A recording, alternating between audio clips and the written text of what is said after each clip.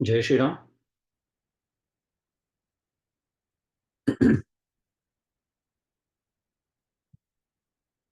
ज्ञानेश्वरी भावदर्शन अध्याय 8 आणि ओवी क्रमांक 178. इथपर्यंत आपला अभ्यास मागच्याला आला होता.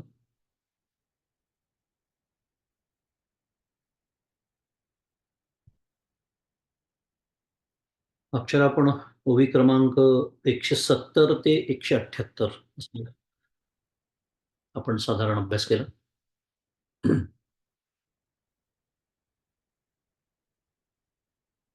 भगवंत अर्जुनाला सांगतात आहे की 20व्या श्लोकामध्ये की या ज्या सगळ्या स्थूल विद्या आहे यांच्या पलीकडे एक अव्यक्त नावाचं हिरण्यगर्भ आहे. त्याच्याही पलीकडे वेगळं आणि विलक्षण असं अव्यक्त असलेलं, इंद्रियांना मनबुद्धींना जो विषय होत नाही, सर्व कालात अस्तित्व रूप आहे असा जो तो, आणि सर्व भूते नाश पावत असतानाही तो नष्ट होत नाही, असं पुन्हा अव्यक्त नावाचंच तत्व. दोन अव्यक्त शब्द आपला विचार झाला बराच करून मागच्या त्याच्याबद्दल.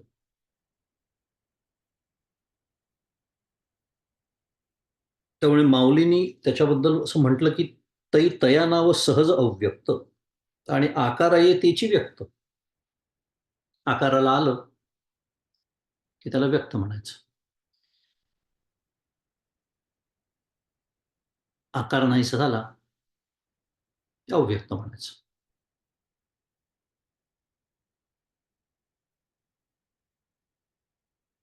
पातळ झालं की त्याला पातळ तूप म्हणायचं. थिजलं की त्याला थिजलेलं तूप म्हणायचं. तूपच आहे. मुद्दा एकच की हे दोन्ही हे होतं, हे एकास्तव एकच सूचित, म्हणजे त्या व्यक्ताच्या अपेक्षतेने याला अव्यक्त म्हटलं. कारण आता व्यक्त आहे, सृष्टी दिसते आहे, व्यक्त आहे, इंद्रिय गोचर आहे, व्यक्त आहे. एक वेळ अशी येईल ती इंद्रिय गोचर राहणार नाही, तेव्हा त्यालाच अव्यक्त म्हणायचं. पण हे सर्व व्यक्त आणि अव्यक्त दोन्ही हे ज्याच्या अधिष्ठानावरती हे सगळं सुरू असतं त्यालाही अव्यक्तच म्हटलं, पण तो अक्षर अव्यक्त आहे. तो कुठल्याही सापेक्षतेने अव्यक्त नसलेला अव्यक्त आहे. हे आपण सगळं मागच्याला विचार केला. माऊलींनी छान सोन्याचा दृष्टांत दिला होता, तोही आपण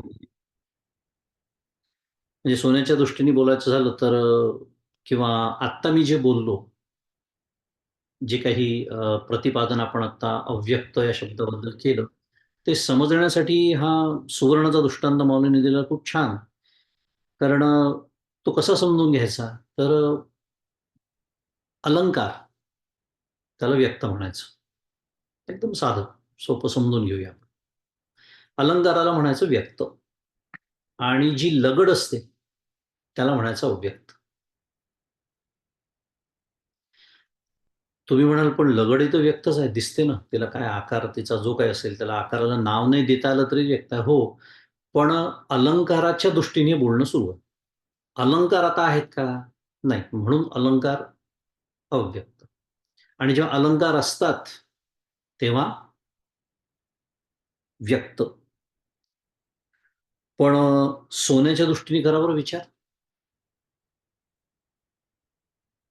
सोन्याच्या दृष्टीने जर विचार केला, काय फरक पडतो आहे? लगड आहे का अलंकार आहे? व्यक्त आहे का अव्यक्त आहे? सोनं जसं असायचं तसंच आहे. ते जितकं असायचं तितकं आहे. ते जसं आहे तसं ते आहे, निर्विकार. माऊलीने शब्द तो वापरलाय की दोन्ही जैसी होणी एकी साक्षीभूत सुवर्णी, तैसी व्यक्ता व्यक्ताची कडसणी वस्तूच्या ठाणी. 174 क्रमांकाची ओवी मागच्याला बघितलेली आपण. सोन्याच्या दृष्टीने पाहिलं तर सोनं निर्विकार आहे. ह्या दृष्टीने आपल्याला ते समजून घ्यायचं आहे. कारण हे मी सारखं सातत्याने का सांगतोय? मागच्याला आपण थोडंसं बोललोही होतो.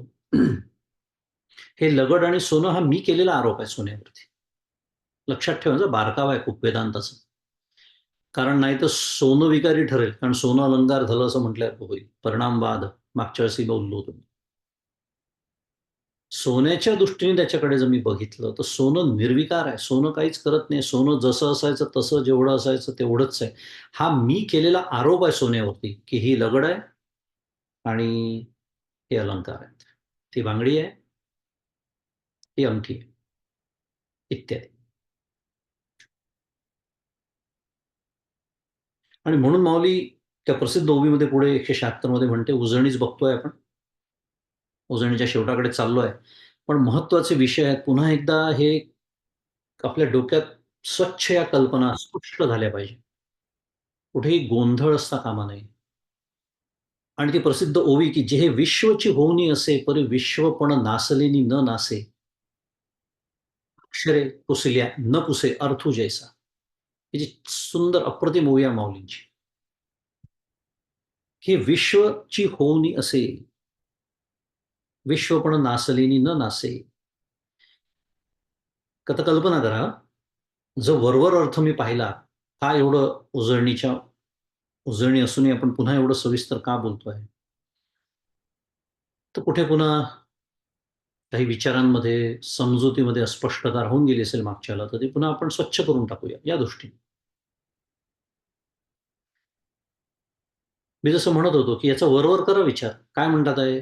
पहिल्या चरणात म्हणतात आहे, "जे हे विश्वची होणी असे." म्हणजे काय? ते हे विश्व झालं. बरोबर? आणि तरी परी विश्वपण नासलेनी न नासे. म्हणजे विश्व जरी नासलं, आता त्याच्यात ती एक मार्मिकता आहे, बारकावा आहे, सोडून देऊ. विश्व नासलं नाही म्हटलेलं आहे, विश्वपण नासलं. म्हणजे काय माऊलींचं हे ज्ञानबाची मेख असते.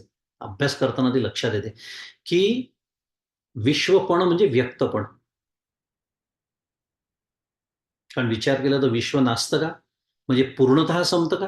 नाही संपत. कारण तेच तर आपण आता शिकतोय. ते व्यक्ताचं अव्यक्त होतं. बरोबर? ते ज्याला ज्ञान झालं त्याच्यासाठी संपतं. नाहीतर माया सुद्धा अनादी आहे ती, पण शांत आहे, अनंत नाही. जाऊ दे वेगळा विषय. आधीच आपल्याला हे सगळं सोपं करायचं आहे. सोपं करूया पुन्हा एकदा. माझा विषय हा सुरू होता, की आपण जो अर्थ घेतो, की ते हे विश्व झालं आणि विश्व नासलं तरी ते नासत नाही असं म्हणते माऊली. म्हणजे वरवर जर अर्थ घेतला तर विरोधाभास आहे की नाही करा विचार.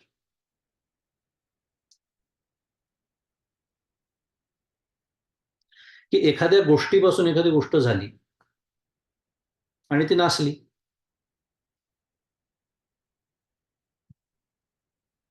काय एक शास्त्रीय वाक्य सांगतो तुम्हाला. त्याचं हे सगळे हे समीकरण सोडवण्यासाठी. वाक्य थोडंसं अजून कठीण वाटेल, पण गरज आहे त्याची आपल्याला. की हे जे जगत आहे, हे जे विश्व आहे, याला अध्यास म्हणतो आपण. सगळ्यांना माहिती आहे आता, सगळे अभ्यासू आहेत. अध्यास याचा अर्थ अजून त्यांना अध्यास शब्द नीट माहिती नसेल, भ्रम, साध्या भाषेत भ्रम. तर हा अविद्येचा, मायेचा म्हणा, अज्ञानाचा परिणाम आणि चैतन्याचा विवर्त आहे. मी आधीच म्हटलं होतं थोडंसं वाक्य कठीण होईल शास्त्राचं. पण हे जे जग जे आहे, हा परिणाम जर विचार केला, तर हा परिणाम कशाचा आहे? मायेचा आहे. पण चैतन्याचा, ब्रह्माचा, अधिष्ठानाचा जर विचार केला, तर हा विवर्त ठरतो. म्हणून काय आहे? मायेचा परिणाम आणि चैतन्याचा विवर्त. ही मांडणी अशी नाही केली, तर हे समीकरण सुटणार नाही आपलं. वेदांत आपल्याला ते समजावून सांगतंय. आता 2 शब्द आले मागच्या वेळी मी बोललो होतो. मायेचा परिणाम आणि चैतन्याचा विवर्त असे 2 आपण शब्द वापरले. म्हणजे नक्की काय म्हणायचं आहे? समजून घेऊ. परिणाम कशाला म्हणतात? त्याची शास्त्रीय व्याख्या आहे की एखाद्या गोष्टीचा एखादी गोष्ट परिणाम आहे. म्हणजे काय? तर उपादानाच्या ती समान स्वभाववान असते आणि अन्यथा रूप असते. म्हणजे तरी काय? म्हणजे दुधाचं दही. आता समजेल, एकदम समजायला सोपं झालं, आपल्या नेहमीच्या अनुभवाच्या टप्प्यात झालं. दही हा दुधाचा परिणाम आहे. सोपं, समजायला काही अडचण नाही. दही हा दुधाचा परिणाम आणि दूध दह्याचं कारण आहे. आताही समजायला काही अडचण नाही. आता विचार करू, दही हा जर दुधाचा परिणाम असेल, तर दूध आणि दही हे समान स्वभाववान आहेत की नाही? एकाच सत्तेतले पदार्थ आहेत, एकाच प्रकारचे पदार्थ आहेत. पण रूप वेगळं आहे. दह्याचं रूप वेगळं आहे, दुधाचं रूप वेगळं आहे. अन्यथा रूप मगाशी म्हणालो. दूध पातळ असतं, दही घट्ट असतं. बरोबर? परिणाम पाहतोय आपण. परिणामवाद याला म्हणतात. तो पाहतोय आपण. आणि अजून एक गोष्ट आहे त्याच्यामध्ये, दुधाचं दही होणं हा दुधाचा विकार आहे. कारण दूध नासतं, बरोबर आहे? त्याचं दही होतं. आणि त्याहून महत्वाचा अजून एक त्याचा पैलू सांगतो तुम्हाला. दूध नष्ट होतं. म्हणजे आता समजा आपण दुधाचं दही लावतो आणि छान दही लागलं अशी कल्पना करूया. आणि मी जर म्हटलं, की मला ते माझं अर्धा लिटर दूध परत द्या. देऊ शकाल का तुम्ही? नाही. म्हणजे दूध नष्ट होतं. आणि याला आपण अगदी साध्या भाषेत म्हणतो दुधाचं दही झालं किंवा दुधाचं पनीर झालं. सारखं दह्याचं उदाहरण कशाला? पनीर आवडतं सगळ्यांचं आजकाल. ज्याला म्हणायचं परिणाम, हा परिणाम आहे. मग असं ब्रह्मतत्वाचं होतं का? हे जग निर्माण होतं, तेव्हा दुधाचं जसं दही होतं, तसं जर झालं, असं जर म्हटलं तर काय होईल? ब्रह्मविकारी ठरेल. ब्रह्म संपलं असं होईल, जसं दूध संपतं. आलं लक्षात मी का म्हणतोय? परिणामवाद नाही सांगायचा. पण जग तर दिसतंय. रोज अनुभवाला येत आहे. विश्व तर आहे, निर्माण झालेलं आहे. म्हणजे दही तर झालेलं आहे. मग ते कशाचं झालं हे तर सांगा आम्हाला. मग तो कशाचा परिणाम आहे? कशापासून बनला आहे? त्याचं उपादान कारण काय आहे? आता तेच तर सांगितलं. मायेचा परिणाम. मायेचा परिणाम. पण चैतन्याचा विवर्त आहे, असं आपण बोललो. मग विवर्ताची व्याख्या काय आहे, की विवर्त म्हणजे अधिष्ठानाहून विपरीत स्वभाववान आणि अन्यथा रूप. आता अन्यथा रूप दोन्हीमध्ये सामान्य आहे. परिणामातही अन्यथा रूप, कारण रूप वेगळं आहे दुधाचं आणि दह्याचं. विवर्तामध्ये रूप वेगळं आहे, अन्यथा रूप. पण विपरीत स्वभाववान, त्याला म्हणायचं विवर्त. कठीण आहे पुन्हा. उदाहरण सोडूया, तो साप बऱ्याच दिवसात नाही सोडलेला. रज्जूचा सर्प. आता करा हं, किती छान आहे पहा. मगाशीचे निकष लावून पाहू आपण पुन्हा एकदा. रज्जू विकारी झाली म्हणून सर्प तयार झाला का? नाही. रज्जू संपली आणि मग सर्प तयार झाला का? नाही.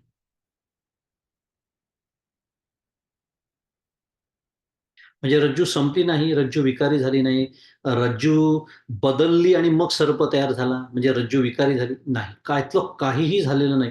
मग काय झालं नेमका? अहो, मला भ्रम झाला त्याच्यावर सापाचा. किंवा एखादं झाडाचं खोड, संध्याकाळच्या वेळेला एकदम अचानक आपण गेलो कुठे अनोळखी ठिकाणी, तसं वाटतं, अरे कोणीतरी चोर आहे किंवा कोणीतरी लपून बसलाय, माणसासारखा दिसतो आकार. माझीच कल्पना असते की नाही? आता कल्पना करा, किती विपरीत स्वभाव आहे त्या खोडाचा आणि त्या भासलेल्या माणसाचा, त्या रज्जूचा आणि त्या सर्पाचा. विपरीत स्वभाववान आणि अन्यथा रूप. ते तर आहेच. ह्याला म्हणायचं विवर्त. त्याला म्हणायचं विवर्त. आणि त्याच्यामुळे या विश्वाचं आपण जेव्हा, या विश्वाबद्दल जेव्हा बोलायला जातो, या विश्वाचा आपण जेव्हा विचार करतो, त्याचं स्पष्टीकरण आपण मागतो तेव्हा शास्त्र या दोन पद्धतीने देतं. उपादान कारण तुम्हाला त्याचं हवं आहे का? म्हणजे परिणाम कशाचा आहे तो हे म्हणजे त्याचं कारण कोणतं आहे? माया. आणि ब्रह्माच्या बाजूने अधिष्ठानाच्या दृष्टीने जर विचार केला, ते जे अक्षर असं अव्यक्त आहे त्याच्या दृष्टीने विचार केला, तर हा विवर्त आहे. आणि विवर्त म्हणजे अध्यास, म्हणजे भ्रम. जसा त्या दोरीवर सर्पाचा भ्रम होतो किंवा स्थाणू दगडावर म्हणा, खोडावर म्हणा, झाडाचा भ्रम होतो, इत्यादी. दृष्टांत कदाचित एकदिवशी ठरेल, पण एक आधुनिक दृष्टांत एकदा मागच्याला बोललो होतो मी. तोही सांगून टाकतो. तोही या तिघांमध्ये आपण बसवूया. हे नेहमीचे शास्त्राचे दृष्टांत आहे. मी जेव्हा माझ्या स्मार्टफोनवरती, मोबाईलवरती काहीतरी बघत असतो व्हिडिओ किंवा फोटो, मी अगदी "अरे हां, ही ती व्यक्ती. हां, त्याला त्यांच्याशी बोललो असं वगैरे." विचार केला तर भ्रमच आहे की नाही तो? आधुनिक दृष्टांत देण्याचा प्रयत्न आहे. Think about it technically what it is. त्याला कॉम्प्युटरच्या भाषेत त्याला पिक्सेल असं म्हणतात. असे डॉट्स असतात, सूक्ष्म बिंदू असतात त्या स्क्रीनवरती which are called pixels and it has a value of RGB red, green, blue याचं कॉम्बिनेशन करून त्याला एक रंग प्राप्त होतो आणि त्या रंगातनं ते तयार चित्र मी त्याला चित्र. माझ्यासाठी काय आहे? हे चित्र आणि शत्रूचं असेल तर राग येतो. मित्राचं असेल तर प्रेम वाटतं.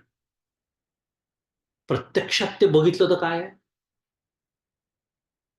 काय आहे? It is just a combination of RGB values being interpreted my brain as someone.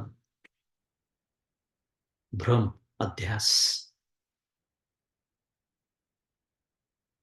त्यामुळे नेहमीसाठी लक्षात ठेवायचा अभ्यास करताना, की जेव्हा-जेव्हा भ्रम, अध्यास, विवर्त हे जे शब्द येतात ना, त्याच्यामध्ये आपला सहभाग असतो. हा अजून एक छान तुम्हाला बारकावा सांगून टाकतो जाता-जाता. आपला सहभाग असतो. कारण मी केलेला आरोप आहे ना त्याच्यावरती. मला ते अलंकार दिसतात ना. सोन्याला विचारलं तर तो म्हणेल, "काय अलंकार काय आणि लगड काय? मी आहे तसाच आहे. हे सर्व व्यवहार तुम्ही करत आहात." म्हणून मी म्हणालो, की अध्यस्त वगैरे आलं, की आपला सहभाग असतो. असो, मागच्याला उल्लेख केला होता विवर्त आणि परिणाम. आपण थोडंसं पुढच्या वेळेला बोलूया म्हणून आपण जेवढं परमपूज्य मंदाते म्हणतात, जेवढं सोपं करणं शक्य आहे, तेवढं सोपं करून समजून घेण्याचा प्रयत्न केला. शेवटी त्याला एक मर्यादा असते. कारण शास्त्र हे शास्त्र असतं. त्यामुळे छान वाक्य आहे ते. लक्षात ठेवा, की तो अज्ञानाचा, मायेचा म्हणा, अविद्येचा परिणाम आहे आणि चैतन्याचा विवर्त आहे. अजून एक दृष्टांत जाता-जाता सांगून टाकतो. समजण्यासाठी हीच कल्पना मागच्या अभ्यासाकडे वळूया. परिणाम आपण शिकत होतो. माया त्याचे उपादान कारण कसं आहे? जसं मडकं तयार होतं, माती त्याचं उपादान कारण आहे. हे सगळं आत्ताच आपण सगळं अभ्यासलं. असा अनुभव पण आपल्याला येतो आणि रोज येतो. आता हे तर मी वर्णन आपण आत्ताच केलं, की हे जागृतीत मला जे अनुभव येतात, म्हणजे जे विश्व मला दिसतं, ते मायेचा परिणाम आहे. आता आपण थोडा स्वप्नावस्थेचा विचार करू. हे अजून छान समजून घेण्यासाठी. स्वप्न मला दिसतं. आपण सर्वजण स्वप्न बघतो रोज. विविधता असते. पुन्हा त्या स्वप्नाच्या तपशिलात जायला नको, कारण सगळ्यांना अनुभवाचा विषय आहे.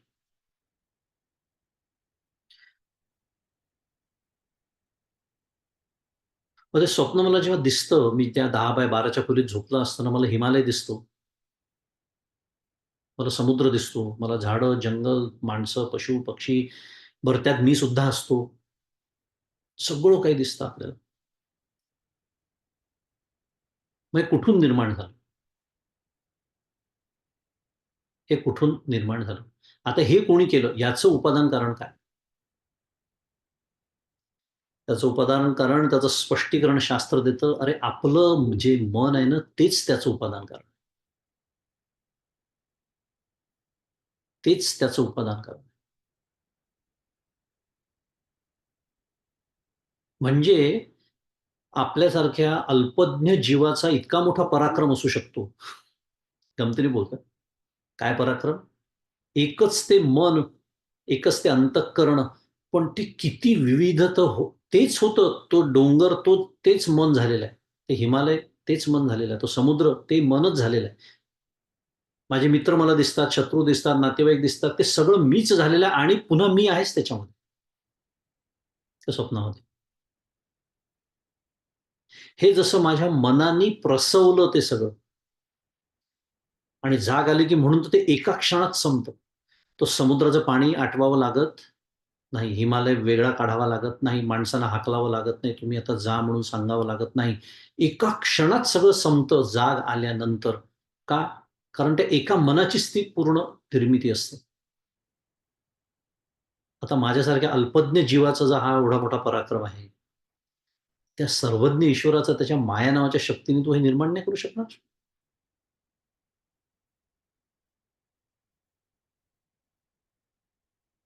आणि जाता-जाता अजून एक शेवटचा बारकावा विवेक चूडामणीत आपण शिकलो, की मनाने हे सगळं केलं स्वप्नात.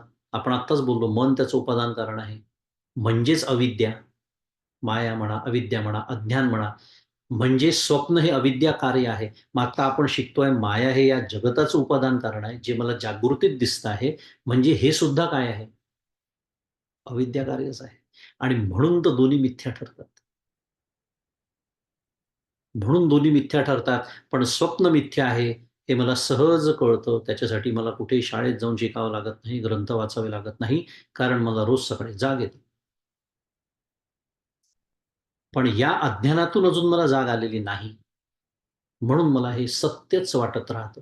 कितीही मी शिकलो वेदांत, कितीही अभ्यास केला ज्ञानेश्वरीचा आणि विवेक चूडामणीचा, तरी तो अभ्यास संपवून मी जेव्हा उठतो आणि काहीतरी गडबड होते बाहेर गेल्यानंतर, माझ्या मनाविरुद्ध घडतं,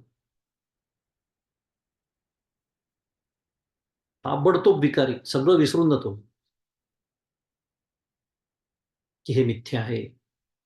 असो, हा एक छान आवडता विषय माझा तो विसरायचा नाही आपल्याला, की कसं शास्त्र सिद्ध करतं, की हे दोन्ही आणि संतांना शास्त्रकारांना, संतांना, आपल्या ऋषीमुनींना, सद्गुरूंना ही जाग आलेली असते ज्ञानाची आणि म्हणून त्यांना जागृत अवस्थेतले सुद्धा अनुभव मिथ्या हे प्रत्यक्ष अनुभवच ते घेत असतात. म्हणून तर त्यांच्या आनंदाला कधी धक्काच लागत नाही. काहीही झालं तरी. ते या कारणाने. जसं स्वप्नातल्या अनुभवांनी जाग आल्यानंतर मी पण विचार पण आता मला जाग आलेली आहे. कळलेलं आहे मला. असं जागृत अवस्थेच्या बाबतीत संत. जाऊया पुढच्या श्लोकाकडे जाऊया. आजच्या अभ्यासाकडे वळूया थोडक्यात. अं, मागच्या वेळेस थोडंसं याचं स्पष्टीकरण राहिलं होतं म्हणून थोडा जास्त वेळ आपण घेतला. आवश्यक आहे कारण सोन्याचा दृष्टांत नाही तर परिणामवादाचा वाटू शकतो म्हणून.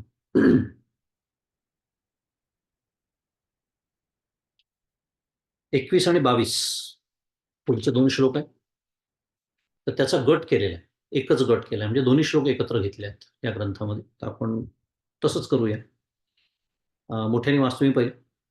अव्यक्तोऽक्षर इत्युक्त तमाहुः परमां गतिं यं प्राप्य न निवर्तन्ते तद्धाम परमं मम. पुरुषस्य परः पार्थ भक्त्या लभ्यस्त्वनन्यया यस्यान्तस्थानि भूतानि येन सर्वमिदं ततम्. असे हे 2 श्लोक आहेत. अव्यक्तोऽक्षर इत्युक्तस्तमाहु परमां गतिं यं प्राप्य न निवर्तन्ते तद्धाम परमं मम. पदच्छेद आहे त्याचा अव्यक्त अक्षर इति उक्तः तम आहुः परमां गती. पुन्हा एकदा अव्यक्त अक्षर इति उक्तः तम आहुः परमां गतिं यम प्राप्य न निवर्तन्ते तत् धाम परमं मम. आपण 21व्याचा पहिले अर्थ बघू मग 22व्याचा बघू. अन्वय लावून घेऊ. ज्याला म्हणजे इति मी अव्यक्त म्हणजे अव्यक्त आणि अक्षर म्हणजे अक्षर म्हटले आहे म्हणजे उक्त म्हणजे काय म्हटलंय अव्यक्त अक्षर इति उक्त हा त्याचा अर्थ. ज्याला मी अव्यक्त आणि अक्षर म्हटले आहे त्यालाच म्हणजे तम श्रुती स्मृती म्हणा काय म्हणतात परमगती असं म्हणतात परमाम गती आहुः आहुः म्हणजे म्हणतात. मी ज्याला म्हटलं म्हणजे उक्त पहिले आणि त्याला म्हणतात म्हणून आहुः. आणि ज्याला प्राप्त होऊन म्हणजे यम प्राप्य होऊन मनुष्य पुन्हा संसाराकडे परतत नाही, न निवर्तन्ते, ते माझे तत् मम सर्वोत्कृष्ट म्हणजे परमम स्वरूप म्हणजे धाम आहे. चांगला अन्वय. आता सरळ वाचून घेऊ पुन्हा एकदा. ज्याला मी अव्यक्त आणि अक्षर म्हटले आहे, त्यालाच परमगती म्हणतात किंवा श्रुती स्मृती त्याला परमगती म्हणतात. आणि ज्याला प्राप्त होऊन मनुष्य पुन्हा संसाराकडे परतत नाही, ते माझे सर्वोत्कृष्ट स्वरूप आहे. आता पुढचा जो श्लोक आहे, पुरुषः स परः पार्थ भक्त्या लभ्यस्त्वनन्या यस्यांतस्थानी भूतानी येन सर्वमिदं ततम्. त्याचा पदच्छेद आहे, पुरुषः स परः पार्थ भक्त्या लभ्यः तु अनन्यया आणि यस्य अंतस्थानी भूतानी येन सर्वम इदम ततम्, असा त्याचा पदच्छेद आहे. काय म्हणतात आहे भगवंत, काय शिकवतात आहे आपल्याला अर्जुनाला, म्हणजेच आपल्याला, की अर्जुना, पुरुषस्य परः पार्थ, पार्थ म्हणजे अर्जुन, अर्जुना, ज्याच्या म्हणजे यस्य, आत म्हणजे अंतस्थानी, सर्व भूते आहेत म्हणजे भूतानी, आणि अर्थात ज्याने हे सर्व व्यापले आहे, येन इदम सर्वम, तो म्हणजे सह, परमपुरुष म्हणजे परः पुरुष, अनन्य म्हणजे अन्यया, भक्तीने म्हणजे भक्त्या, प्राप्त म्हणजे लभ्य केला जातो. अन्वय पुन्हा सरळ वाचून घेऊ. अर्जुना, ज्याच्या आत सर्व भूते आहेत, अर्थात ज्याने हे सर्व व्यापले आहे, तो परमपुरुष म्हणजे थोडक्यात मी, भगवंत स्वतःबद्दल बोलतात, अनन्य भक्तीने प्राप्त केला जातो. असा या दोन श्लोकांचा अर्थ.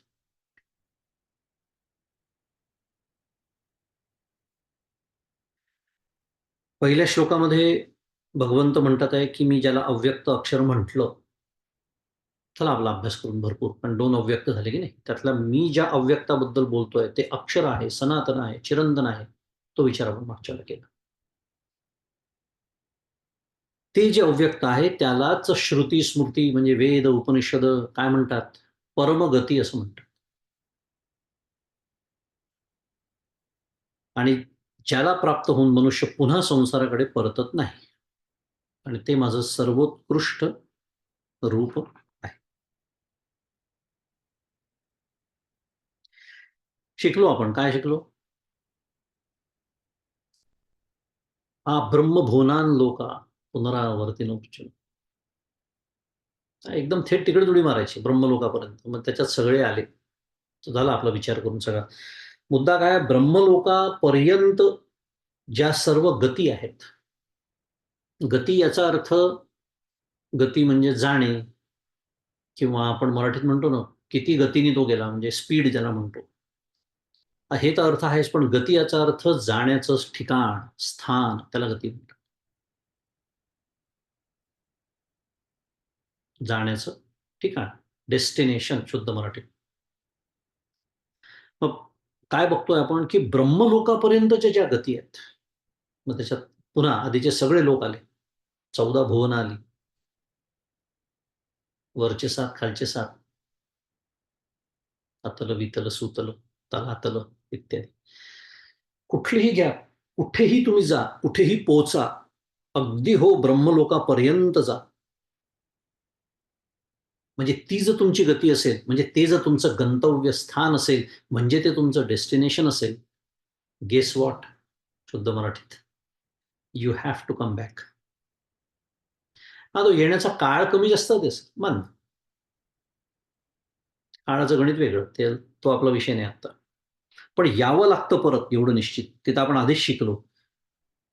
म्हणून त्याला पुनरावर्ती असा शब्द वापरलाय, ब्रह्मभुवनान लोका पुनरावर्तीनो अर्जुन मामुपेत्य तू कोणतेही पुनर्जन्म न विद्यते, तिथेच बोललेले आहेत भगवंत आधीच्या श्लोकात.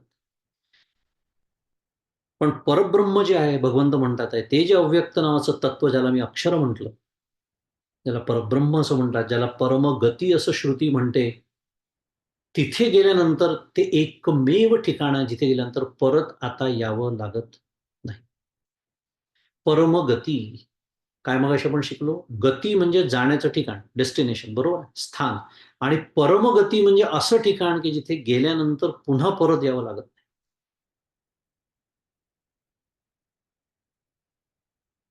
आणि पुन्हा हेही लक्षात ठेवायचं की ही सगळी बोलण्याची भाषा आहे. कारण आपले व्यवहार, आपले अनुभव, आपला संसारातले जे विचार, प्रापंचिक जे विचार करण्याची जी सवय आपल्याला आहे, आपली जी बुद्धी आहे, जी भाषा आपल्याला कळते, ती भाषा गृहीत धरून बोललेलं आहे. वास्तविक येथे जाणेही नाही, वास्तविक इथे येणेही नाही. कारण प्रत्यक्ष माझं स्वरूप असतं ते आहे. नित्य प्राप्ताची प्राप्ती. म्हणून तर शास्त्र त्याचं नंतर वर्णन करतं की त्याचे प्राण कुठेही जात नाही. इथल्या इथे ते सूक्ष्मदेह त्या ज्ञानाचा फुटतो असं शास्त्र म्हणतं. ज्ञानाचा जेव्हा देह पडतो, त्या आपला जो लिंगदेह असतो त्याला जावं लागतं. कुठे? अनंताच्या प्रवासाला. परत येण्यासाठीच जातो तो. कारण परमगतीला गेलेलाच नाही. जो ज्ञानी परमगतीला जातो आणि पुन्हा हे जातो म्हणून जसं म्हणालो की ती आपली भाषा आहे. भगवंताला प्राप्त होतो असं साध्या भाषेत बोलूया आपण. म्हणजे त्याच्याशी तो एकरूप होतो. आणि देह असेपर्यंत तो झालेलाच असतो एकरूप. त्याला जीवनमुक्त म्हणतात आणि त्याचा देह संपल्यानंतर त्याला विदेहमुक्त म्हणतात. पण त्याचा सूक्ष्मदेह इथे फुटतो आणि व्यापक तत्वाशी तो एकरूप होऊन जातो. आणि पुढे म्हणतात आहेत की अर्जुना, ज्याच्या आत सर्व भूते आहेत किंवा ज्याने हे सर्व व्यापले आहे, सर्वम इदम, तो परमपुरुष म्हणजेच पुन्हा मी कसा प्राप्त केला जातो किंवा ही परमगती म्हणूया, आधीच्या श्लोकाची भाषा वापरायची झाली तर परमगती कशी प्राप्त करायची, तर ती अनन्य भक्तीनेच फक्त प्राप्त केली जाऊ शकते.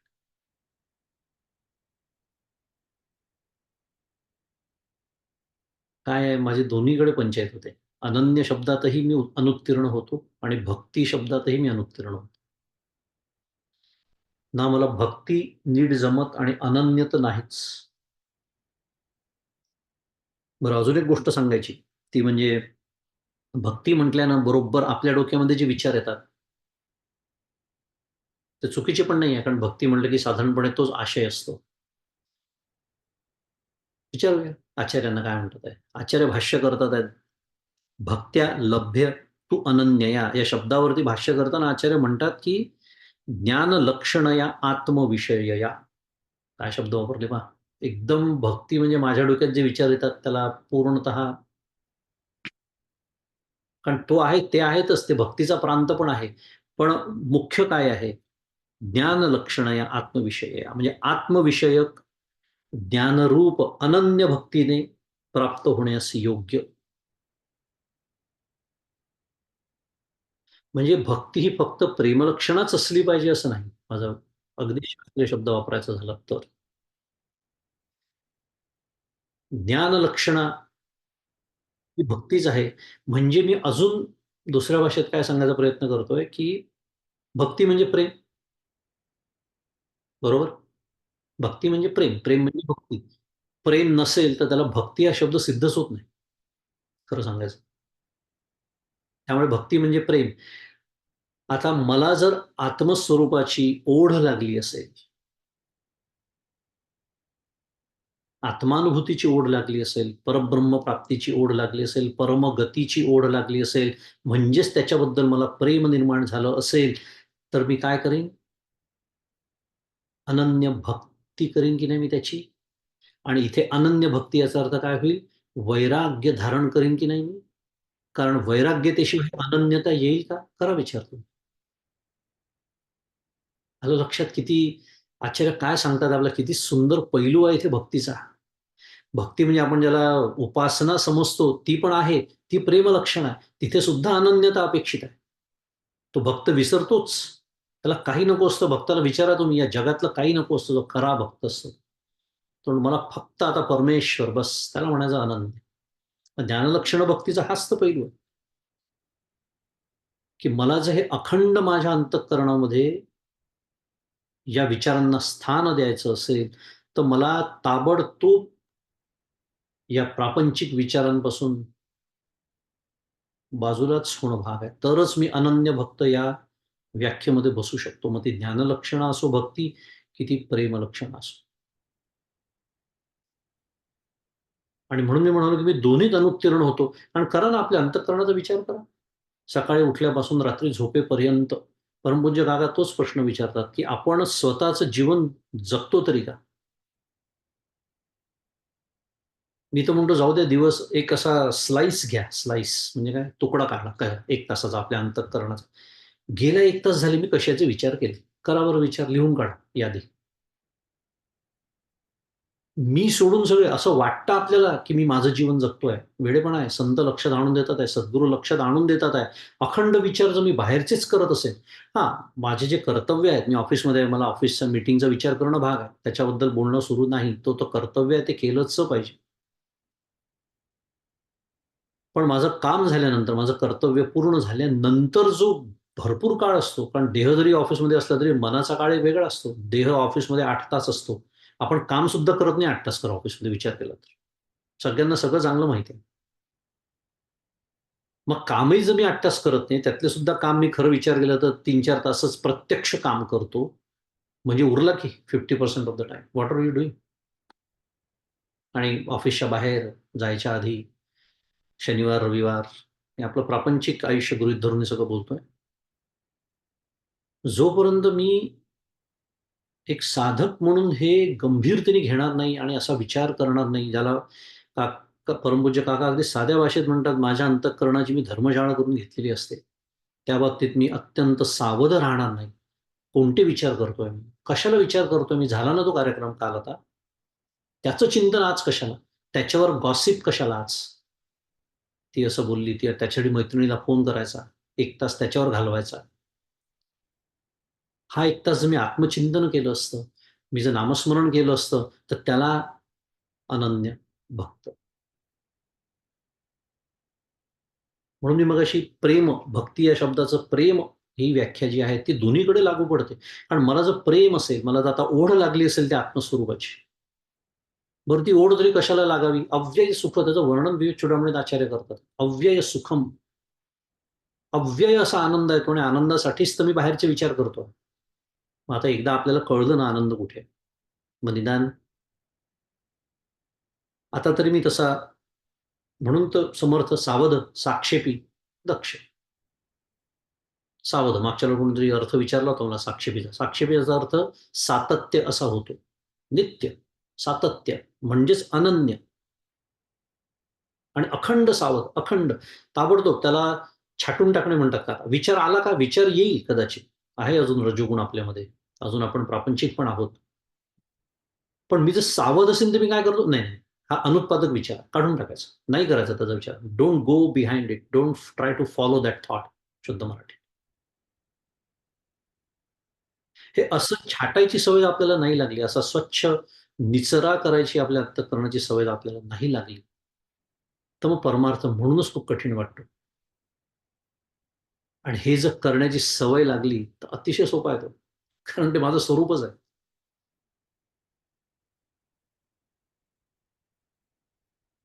म्हणून भक्त्या लभ्यः तु अनन्यया ज्ञानलक्षणया आत्मविषयया आत्मविषयक ज्ञानरूप अनन्य भक्तीने प्राप्त होण्यास योग्य. आणि याच अध्यायात खरं विचार केला तर भगवंतांनी आपल्याला सांगितलं आहे. काय सांगितलं आहे? की मी कोणाला अगदी सहज प्राप्त आहे. भगवंत बोललेले आहेत. तेवढं याच अध्यायामध्ये तो येऊन गेलेला आहे. की मी अतिशय सहज त्याला प्राप्त आहे. त्याला म्हणजे कोणाला त्या भक्ताचं जेव्हा वर्णन आलं होतं, तेव्हा तो श्लोक येऊन गेला होता. असो. तर हा हा आहे आशय या 2 श्लोकांचा. परमगती, पुन्हा तिथे गेलं की यावं लागत नाही परत. म्हणून त्याला परमगती म्हणायचं. आणि ही परमगती म्हणजेच तो परमपुरुष, म्हणजेच परमात्मा ज्याने सर्व जगत व्यापलेलं आहे. तो कसा प्राप्त केला जाऊ शकतो? तर अनन्य भक्तीनेच केवळ प्राप्त केला जाऊ शकतो.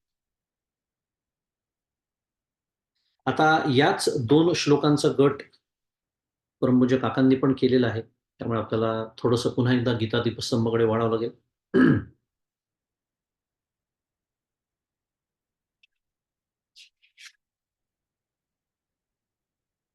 परमगतीचे स्वरूप फार नाही आहे. अगदी 2 छोटे परिच्छेद आहेत. थोडे वाचतो आणि मग आपण ओव्यांकडे बोलूया. तेच 2 श्लोक अव्यक्तोक्षर इत्युक्त तमाहु परमां गतिम आणि पुरुषस्य परपार्थ.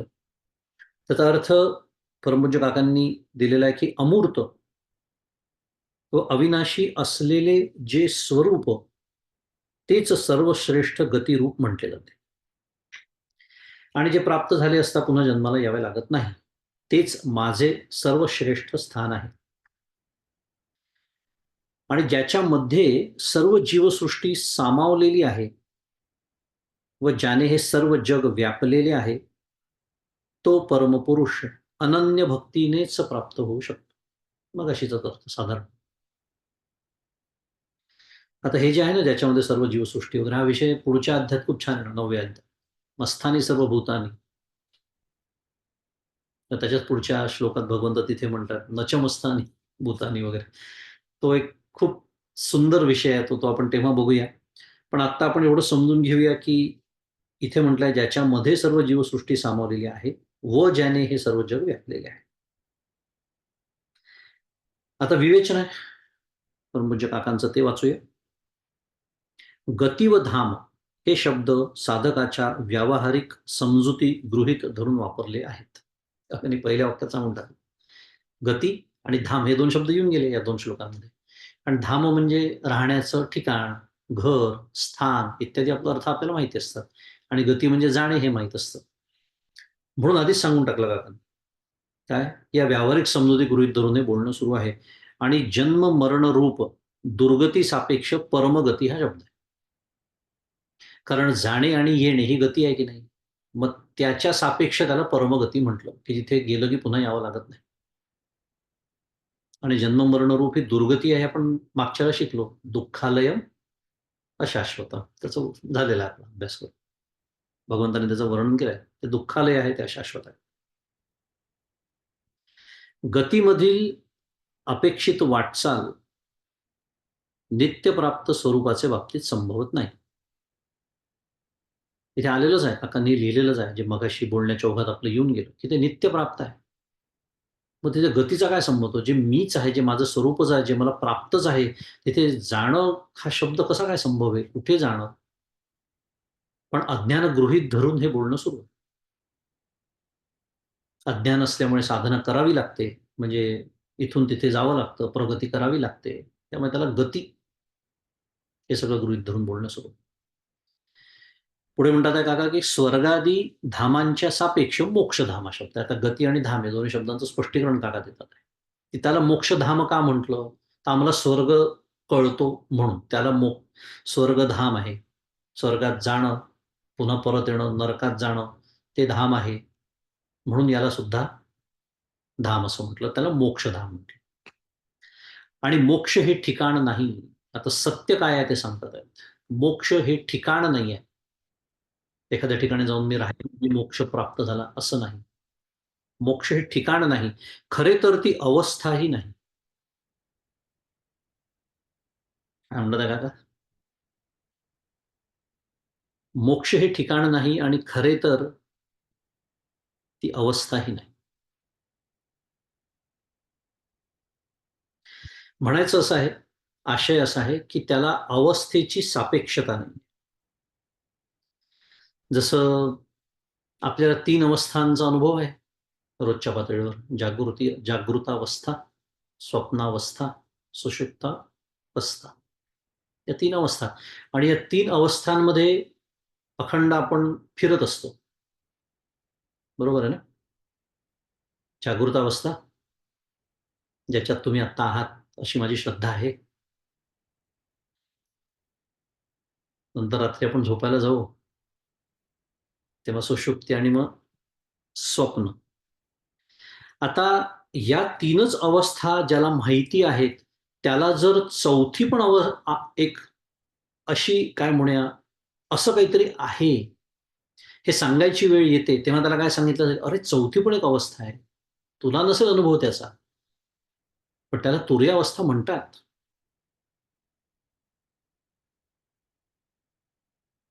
तुरीय अवस्था त्याला म्हणतात, परंतु ती अवस्था नाहीये. विचार केला तर. शब्द आहे तुरीय अवस्था मान्य. पण ती अवस्था नाहीये. का नाहीये? कारण अवस्था बदलते. पहा कसं असतं. अवस्था बदलते. कारण मी आत्ता जागृतीत आहे. नंतर थोड्या वेळाने सुषुप्तीत जाईन. सुषुप्तीतून पुन्हा बाहेर येईन. स्वप्नात जाईन. स्वप्नातून बाहेर येईन. पुन्हा सुषुप्तीत जाईन कदाचित किंवा पुन्हा जागृत अवस्थेत येईन. बदलते. व्यतिरेक, म्युच्युअली एक्सक्लुसिव्ह शुद्ध मराठीत. व्यतिरेक आहे या सगळ्या अवस्थांचा एकमेकींमध्ये. म्हणून जे बदलतं त्याला अवस्था म्हणता येईल. पण तुरीय अवस्था तशी नाही. कारण आम्हाला या 3 अवस्था कळतात म्हणून त्यांच्या संदर्भाने तिला अवस्था असं म्हटलं. चौथी अवस्था. परंतु ती स्थिती आहे आणि स्थिती बदलत नाही. परमगती आहे आत्ताच्या भाषेत बोलायचं झालं तर. आणि म्हणून समर्थ उन्मनी असा एक अवस्था निरपेक्ष शब्द आपल्याला देतात. उन्मनी. त्याला तर अहो या 3 अवस्थांची सापेक्षताच नाही आहे. या सापेक्षतेने बोलायचंच नाही. काही ठिकाणी तुरीय अवस्थाच शेवटची मानतात. पण तिथे अवस्था म्हणजे ती स्थिती या अर्थानेच तो शब्द येतो. असो. अवस्थाही नाही हे वाक्य आल्यामुळे थोडंसं स्पष्टीकरण द्यावं लागलं. पुढे म्हणतात आहे, शेवटचं वाक्य आहे, 2 वाक्य आहेत, की पण बद्धावस्था सापेक्ष मुक्तावस्था सांगितली जाते. आता काकांनी इथे बद्धावस्था शब्द घेतला. पुन्हा तेच सांगणं चाललंय. त्याच्या सापेक्षतेने मुक्तावस्था म्हणतात.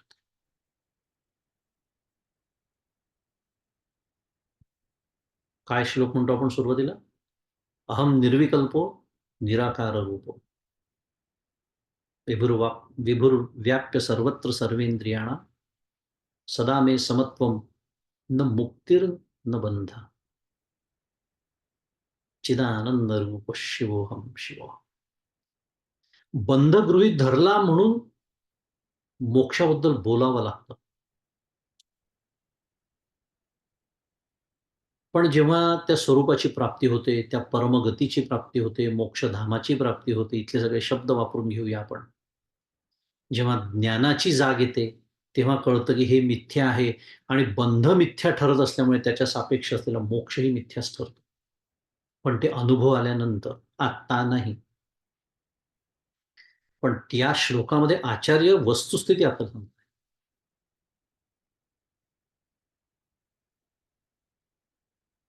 न बंध न मोक्ष चिदानंद रूप शिवोहम शिवोहम. म्हणून बद्धावस्था सापेक्ष मुक्तावस्था सांगितली जाते आणि सर्व समावेशक परमपुरुषाचा येथे उल्लेख करून दृश्य जग त्याहून वेगळे नाही हे साधकाच्या मनावर ठसविले आहे. असा अर्थ किंवा विवेचन परमपूज्य काकांनी त्याचं केलेलं आहे. आपण आता ओव्यांकडे वळूया. उर्वरित वेळेमध्ये थोड्याशा ओव्यांचा विचार करू. माऊलींचं भाष्य पुन्हा येऊ परत ज्ञानेश्वरीकडे. जया ते अव्यक्त म्हणो ये कोडे म्हणता स्तुती हे ऐसे नावडे जे मनबुद्धी न सापडे म्हणून या. ओवी क्रमांक 179. जया ते अव्यक्त म्हणो ये कोडे जे मन आणि बुद्धीला विषय होत नाही म्हणून ज्याला अव्यक्त असे कौतुकाने म्हणता येईल म्हणता स्तुती हे ऐसे नावडे. काय म्हणताय माऊली? मनबुद्धीला विषय होत नाही म्हणून त्याला अव्यक्त असे कौतुकाने म्हणता येईल. परंतु असे म्हणताना ती त्याची स्तुती आहे किंवा अव्यक्त शब्दाचे ते वाच्य आहे असे मात्र मला वाटत नाही. अर्थ दिलेला आहे. म्हणजे काय? ते मनबुद्धीला विषय होत नाही, इंद्रिय गोचर नाही, एवढ्या प्रमाणातच जर विचार केला फक्त, तर त्याला अव्यक्त म्हणता येईल. काही हरकत नाही. कौतुकाने म्हणता सुद्धा येईल. पण त्याची स्तुती नाही आहे किंवा अव्यक्त शब्दाचं ते वाच्य नाही आहे. कारण मला अखंड व्यक्ताची सवय आहे आणि ते तसं नाही एवढंच सांगणं सुरू आहे. स्तुती करणे ते तुझी निंदा, स्तुती जोगा नव्हेसी गोविंदा. माऊलींचंच एक अभंग आहे.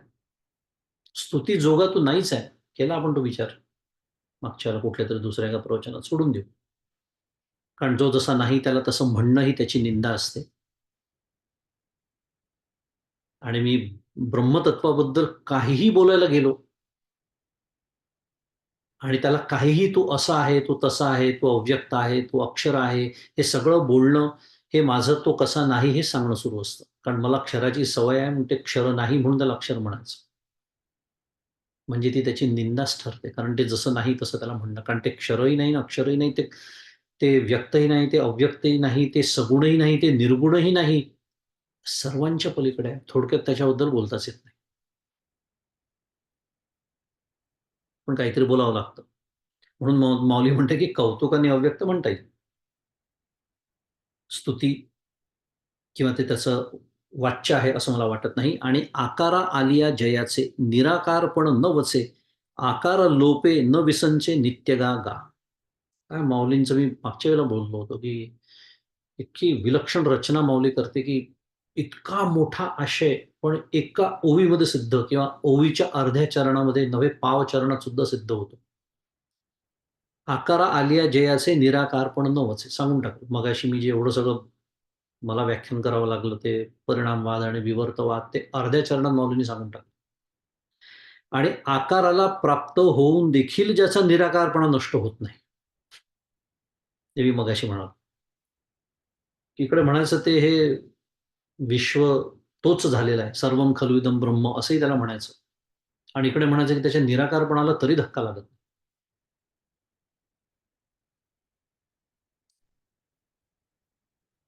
पण हे माऊली तेच सांगतात आहे. जसं आकाश असतं. घट निर्माण होतो, फुटतो. आकाशात काही फरक पडत नाही. आकाश आतमध्ये त्या घट असताना त्याच्या आतल्या आकाशाला म्हणजे पोकळीला घटाकाश म्हणतो. त्या घटाकाशाच्या सापेक्षतेने मठाकाश तयार होतं. त्याच्या बाजूचं बाहेरचं आकाश म्हणजे पोकळी. घट फुटल्यावर मठाकाश आणि घटाकाश एकच होतात. प्रत्यक्षात काय झालं ते 2 वेगळे कधी नव्हतेच. तरी या पुन्हा हा दृष्टांत एकदेशीच ठरतो विचार केला तर. का? कारण घट मातीचा बनलाय, आकाशाचा बनलाय असं नाही म्हणत आपण. त्याच्यातही आकाश आहे, पोकळी आहे, भाग सोडून देऊ बारकावा तो विज्ञानाचा. म्हणून आकारा आलिया जयाचे निराकारपण न वचे हे समजून घेण्यासाठी विवर्तवादच समजून घ्यावा. परिणाम नाही आहे, विवर्त आहे. चैतन्याचा विवर्त. कारण निराकार जे आहे ते चैतन्य आहे. आणि आकाराचा नाश झाला तरी ज्याची नित्यता विस्कळीत होत नाही. आकार लोपे न विसंसे नित्य नागा. ते जसं असायचं तसंच आहे. किंवा अगदीच दुसऱ्या दृष्टीने विचार करायचा तर माऊलींनी दिलेला दृष्टांत सोन्याचा. सोनं जसं असायचं तसंच आहे. आकार दिला त्याला अलंकाराचा. सोन्यात काहीच फरक पडलेला नाही. अलंकार मोडला, लगड केली, सोन्यात काहीच फरक पडलेला नाही. सोनं तसंच आहे. या दृष्टीने सुद्धा विचार करता येईल योगीचा. त्या सोन्याची नित्यता विस्कळीत होत नाही. म्हणून अक्षर जे म्हणीजे, तेवीची म्हणता बोधही उपजे. जया परवते पैस न देखीजे, या नाम परमगती. 181. माऊली म्हणते की म्हणून ज्याला अक्षर म्हटले जाते तसेच ज्याला अक्षर म्हटले असता अक्षर या शब्दापासून ज्या अक्षरत्वाचे म्हणजे नित्यत्वाचे ज्ञानही होते आणि ज्या अक्षराच्या पलीकडे दुसऱ्या कोणत्याही पदार्थाचा विस्तार दिसत नाही आणि ज्याला परमगती हे नाव आहे. 21व्या श्लोकावरचं भाष्य सुरू आहे, आपल्या लक्षात आलं असेल. पण भगवंत तेच बोललेत ना, अरे मी ज्याला अव्यक्त अक्षर तत्व म्हणालो ते हे, ती परमगती, ते माझं स्थान इत्यादी.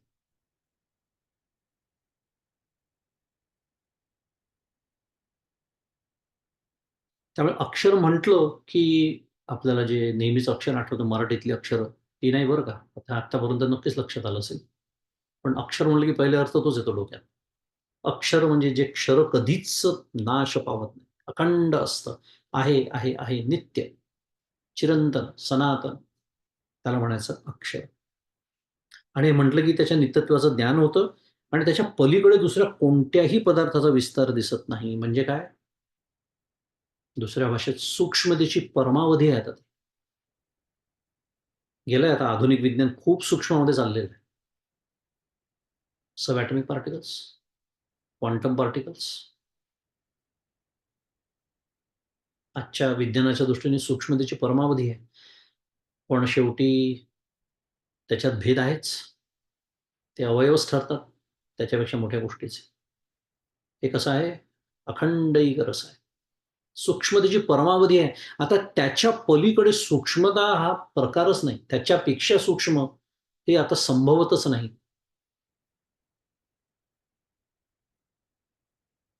म्हणून त्याला श्रुती काय वर्णन करते त्याचं? अणोरणीया महतो महीया. अणोरणीय. अणुपेक्षा सूक्ष्म. अणु म्हणजे अणु म्हणजे आपण ज्याला ॲटम समजतो तो नाही. अणु म्हणजे जी सूक्ष्मातली सूक्ष्म गोष्ट तुम्हाला कळत असेल त्याला अणु म्हणतात. त्याच्याहून सूक्ष्म. आकाश. आकाश म्हणजे पोकळी. विचार केला तर पोकळी म्हणजे काय खरं आपल्या मानवी बुद्धीला आपण समजू नाही शकत. But it is still a physical object. सपूरपण तयाचे पहावे, परी शून्यची नाही स्वभावे, परी गगनाची नी पालवे गाळून घेतले, माऊली एका ठिकाणी म्हणते. म्हणजे आकाश जणू काही याच्या वस्त्रातनं सुद्धा ते गाळून घ्यावं, तितकं सूक्ष्म. कल्पनाच नाही करू शकत आपण. म्हणून ते अणोरणीयान आणि काय आहे, जे जेवढं सूक्ष्म तेवढं ते व्यापक असतं. सिद्धांत आहे. विज्ञानी आपल्याला सांगताय. उलटीकडनं सुरुवात केली तर पृथ्वीपेक्षा पाणी सूक्ष्म म्हणून अधिक व्यापक. पाण्यापेक्षा अग्नी अजून सूक्ष्म म्हणून अधिक व्यापक. अग्नीपेक्षा वायू त्याहून सूक्ष्म म्हणून अधिक व्यापक. वायूपेक्षा आकाश सर्वात सूक्ष्म म्हणून सर्वात व्यापक. आणि जे जितकं सूक्ष्म तितकं व्यापक आणि तितकं सामर्थ्य संपन्न असतं. शक्ती संपन्न असतं. म्हणून तर तो सगळ्यात सूक्ष्म अणू फोडला की काय होतं आपल्याला माहिती आहे. आता सर्वात सूक्ष्म काय आहे? आत्ताच आपण बघू. मग ते सर्वात व्यापक असेल हे सांगण्याची गरज नाही. मग तेच तर आपण सगळं सारखं बघतोय. सर्व सर्वांमध्ये व्यापून ते आहे. म्हणून त्याला अणोरणीयान आणि महतो महीयान. ते महान, महानातून महान किंवा सर्वश्रेष्ठ याचा अर्थ तो आहे बरं का. सर्वात व्यापक, सर्वात सूक्ष्म. परमगती इथे त्याला परमगती असं म्हटलेलं आहे. परी आघवा ही देहपुरी आहे निजेलियाचे परी जे व्यापार करवी ना करी म्हणून. आता ते हे झालं विश्वाचं वर्णन. आपल्या देहाबद्दल माऊली बोलते की जे अक्षर या सर्व देहरूपी नगरांमध्ये आहे. या देहाला पुरी म्हणतात. माहिती असेल आपल्याला. पुरी म्हणजे नगर. 10 द्वारं असलेलं नगर. शुद्ध मराठीत 10 ओपनिंग्स.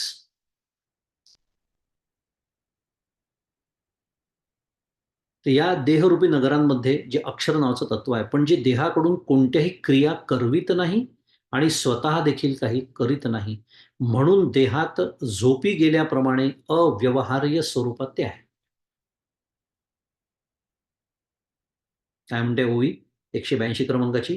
परी आघवा इही देहपुरी आहे निजलियाचे परी जे व्यापार करवी ना करी म्हणून. ना ते स्वतः काही व्यापार करतं, ना ते व्यापार करवून घेतं.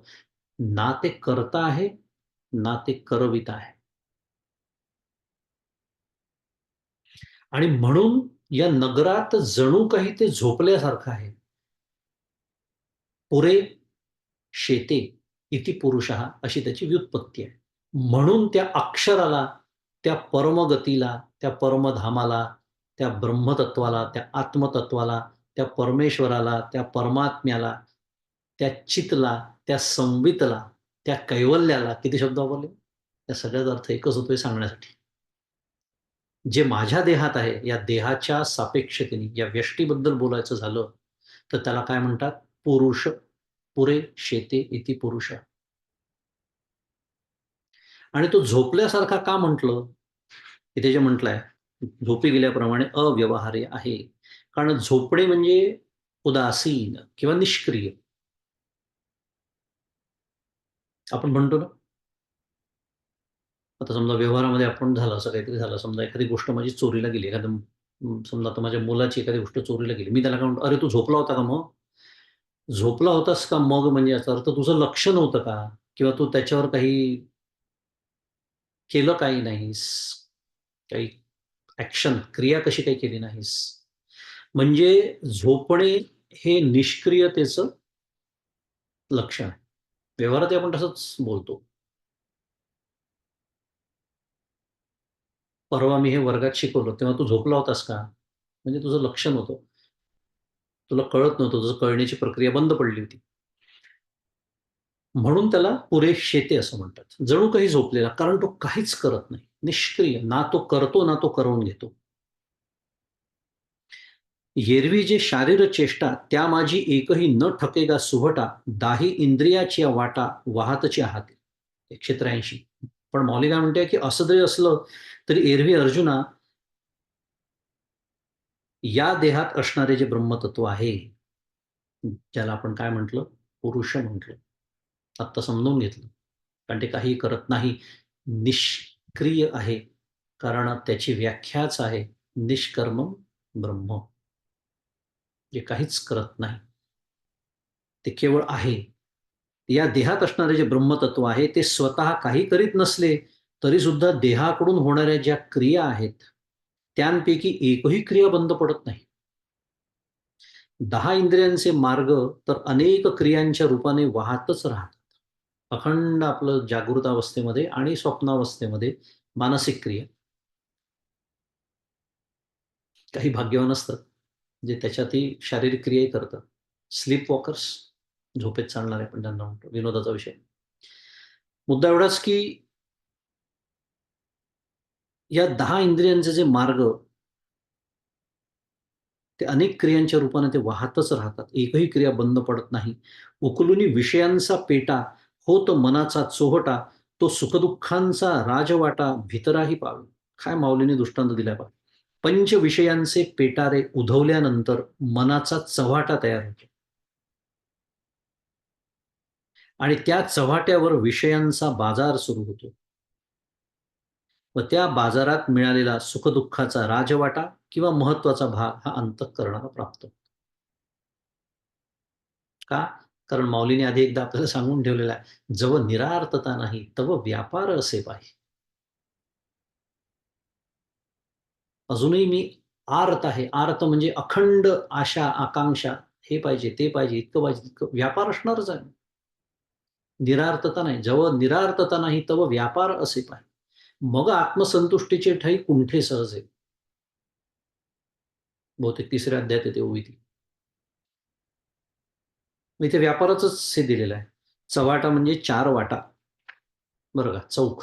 4 वाटा जिथे येऊन मिळतात, चौक. तिथे काय असतो? बाजार असतो. मग त्या विषयांचा बाजार सुरू होतो आणि त्या विषयांचा बाजार, त्या बाजारामध्ये माझी इंद्रिय सहभागी होतात आणि मग मला सुख-दुःखांचा काय मिळतो? राजवाटा. वाटा म्हणजे माझ्या वाट्याला आलेले भोग मिळतात. परी रावो पहुडलिया सुखे, जैसा देशींचा व्यापार न ठके, प्रजा आपुलालेनी अभिलाखे करीतची असते. परंतु राजा निष्काळजीपणाने झोपी गेला तरी पण देशाचा व्यवहार जसा बंद पडत नाही, प्रजा आपापल्या इच्छानुसार व्यवहार करीतच असतात. दृष्टांत दिलेला आहे. राजा जरी झोपला असला तरी प्रजा त्याप्रमाणे, हा पुरुष जरी काही करत नसला माझ्या देहात राहून, जणू काही म्हणजे तो निष्क्रिय असल्यामुळे जणू काही झोपलेला असला, तरी हे माझ्या इंद्रियांचे, देहाचे व्यवहार चालूच आहे.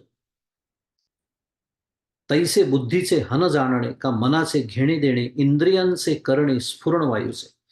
त्याप्रमाणे बुद्धीचे जाणणे, मनांचे संकल्प विकल्प करणे, हाताचे घेणे देणे, पंच ज्ञानेंद्रियांचे ज्ञान संपादन करणे, प्राणांचे स्पंदन होणे सुरूच आहे, अखंड सुरू आहे. हे देहक्रिया आघवी न करिता होय परवी, जैसा न चलवितेनी रवी चलवितेनी रवी लोक चाले. या सर्व देहाच्या क्रिया परमात्म्याने न करविता देखील यथायोग्य होत राहतात. ज्याप्रमाणे सूर्याने न चालविताही त्याच्या प्रकाशात लोक आपोआप चालतात. सूर्य चालवतो का आपल्याला? नाही. पण सूर्य असल्याशिवाय चालता येतं का? नाही. याला म्हणायचं अधिष्ठान. बरं का, सूर्य स्वतः काहीच करत नाही, पण त्याच्याशिवाय जसा व्यवहार शक्य नाही, तसं हा पुरुष, पुन्हा पुरुष म्हणजे परब्रह्म, आत्म, आत्मा, आत्मरूप, आत्मतत्व. आपल्या आत्मतत्व याच्यासाठी म्हणतोय आपण, की आपण आपल्या देहाबद्दल बोलतोय म्हणून. व्यष्टीचा विचार सुरू आहे, समष्टीचा नाही. काहीही करत नाही. आणि इथे नाही आहे विषय, पण त्याच्यातनं अजून एक गोष्ट आपल्या लक्षात येते. काहीही न करणारं निष्कर्मम ब्रह्म असं ज्याचं वर्णन आहे, त्याचा जर मला अनुभव घ्यायचा असेल, तर माझं करणं बंद व्हायला पाहिजे का नाही? साधी गोष्ट आहे. मी आता साधनेच्या बद्दल बोलतोय, बैठकीच्या साधनेच. दिवसभर आपल्याला खूप काही करावं लागतं, सोडून देऊ आपण. अनेक प्रकारची कर्म, आपले कर्तव्य. पण जेव्हा मी विशेषतः साधनेला बसतो, ध्यानाच्या अभ्यासाला बसतो, नामस्मरणाला बसतो, आता तरी माझ्या बंद पडाव्या ना क्रिया. नामस्मरण असेल तर ठीक आहे, तिथे एक आलंबन आहे, सालंबनच आहे ते साधन. एक नामाचं आलंबन आहे. पण तेवढंच धरून ठेवावं का नाही, तेवढं एकच आता फक्त परवानगी दिलेली आहे सद्गुरूंनी धरून ठेवण्याची. कारण मला सतैव अखंड कशाला तरी धरायचीच सवय. बरं जाऊ दे, तुला धरायची सवय आहे, न धरता तुझा तुझा शुद्ध मराठीत बॅलन्स सांभाळता येत नाही, तोल सांभाळता येत नाही. मग धर, कशाला धर? नामाला धर. पण नाही. म्हणून तर ते म्हणतात ना, की काहीही न करणं हे काहीही करण्यापेक्षा कठीण आहे. आणि हा आपल्या सर्वांचा वर्षानुवर्षाचा अनुभव आहे. सुरूच आहे पण साधना.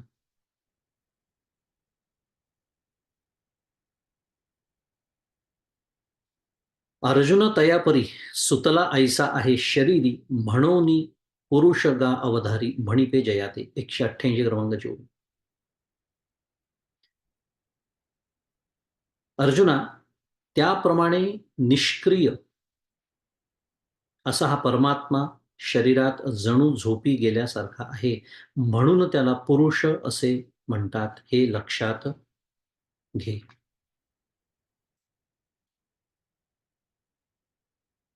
आता पुढे जी 189 क्रमांकाची ओवी आहे, त्याच्यामध्ये माऊलींनी पुरुषच शब्द वापरलेला आहे, पण तिथला भाव वेगळा आहे. आणि प्रकृती पतिव्रते पहुडला एक पत्नी व्रते, येणेही कारणे जयाते पुरुष म्हणूये. पुरुषच शब्द आहे, पण भाव वेगळा आहे. पण इथे इथे पुरुषेते इति पुरुष असं आपण शिकलो. या शरीरामध्ये, या देहामध्ये आहे. कारण तो, आता उदाहरणार्थ पुन्हा त्या याच्याकडे परत गेलो, तर त्या सर्पासाठी रज्जूनी काय केलंय सांगा बरं? पुन्हा एकदा. काहीच नाही. ती रज्जू काहीच करत नाही. तिच्या केवळ अस्तित्वाने तो सर्प भासतो. म्हणून तसं या पुरुषाच्या, या आत्मस्वरूपाच्या, या ब्रह्मस्वरूपाच्या केवळ अस्तित्वाने हे व्यवहार सुरू होतात.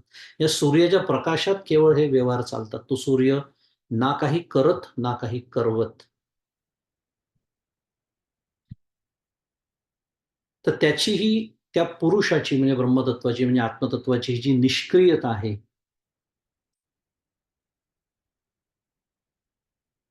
हा भाव आत्तापर्यंत माऊलींनी अभिप्रेत होता माऊलींना. पण आता पुढची जी ओवी आहे 189 क्रमांकाची, त्याच्यामध्ये पुरुष शब्द जरी आला, तरी भाव मात्र वेगळा अपेक्षित आहे आणि तो काय आहे? हे श्रवण करण्यासाठी आपल्याला पुढच्या शुक्रवारी भेटावं लागेल. कारण आपली वेळ झालेली आहे. त्याचा विचार आपण पुढच्या शुक्रवारी करूया.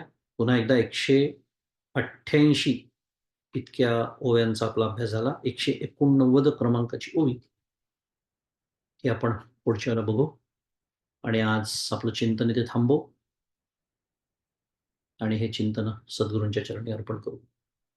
श्री सद्गुरुनाथ महाराज की जय. जय जय रघुवीर समर्थ.